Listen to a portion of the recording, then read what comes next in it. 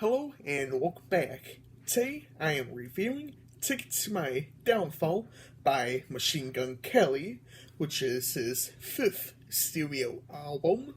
Honestly, I didn't really get all the hype behind the album at its initial release, and I finally got around to this album a little over a year later. Overall, I didn't care for the album, but at least I can say there are a few tracks I did manage to enjoy during a couple of listens to the album. He did switch from rap to pop punk, which in this album has more of a 2000s sound to it. The drumming on the album was done by Travis Barker, who drummed for Blink 182. This is the fifth studio album by Machine Gun Kelly. It was released on September 25th, 2020, and a deluxe edition was released not too long after. It only adds 6 tracks to the album and extends its runtime by nearly 20 minutes. The standard edition has 15 tracks and a runtime of about 36 minutes. Also, all the tracks are stylized in lowercase letters. There are only 3 singles. They are Bloody Valentine, Concert for Aliens, and My Ex's Best Friend, which features a verse from Blackbear. This album was produced by MGK himself, which I will be referring to as for the rest of this video.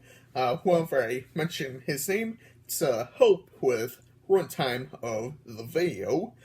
It was produced by Travis Barker and a few others. Now, let's just hop right into it and see what I thought.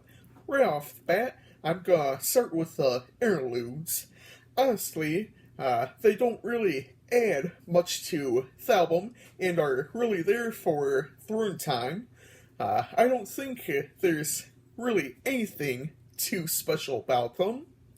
Now, I guess I'm just gonna hit on tracks in a random order now, unless in a way I want to hit on them in a certain order to help with, organizing the track list. Next, I'm just gonna hop into World War III. This track tolls in at 59 seconds in length. Honestly, I didn't think it was a bad track. To me, I felt like it was a little more in your face in a way, and honestly, I kind of wanted something else like this. Kiss Kiss is one of my favorites. I honestly liked the style of it with the drums and guitar. I wish he would have done a little more like this track. I didn't think the lyrics were too horrible either. Now, Drunk Face includes a little trap beat to it, which in a way reminded me, when he used to rap. It wasn't a bad addition to the track, but I didn't think it was one of the best tracks though here on the album. Get Me Too is the first track that contains a feature. Halsey appears on here. At first I didn't really care for her, but after a few listens I seemed to enjoy it, as at first I thought her voice was like an octave too high, low, higher than what I expected, but anyway, it made me seem to enjoy the track a little more. Now, My Ex's Best Friend features Blackbear. I never really cared for Blackbear, but I felt he was enjoyable on this track. I wish he did a little more like this.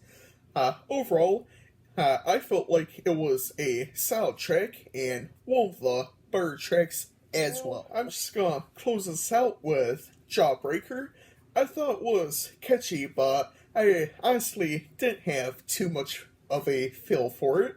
I thought it had some decent lyrics, but I could not really get a grasp overall. My favorites include My Ex's Best Friend featuring Black Bear, Bloody Valentine, and Forget Me 2 featuring Halsey.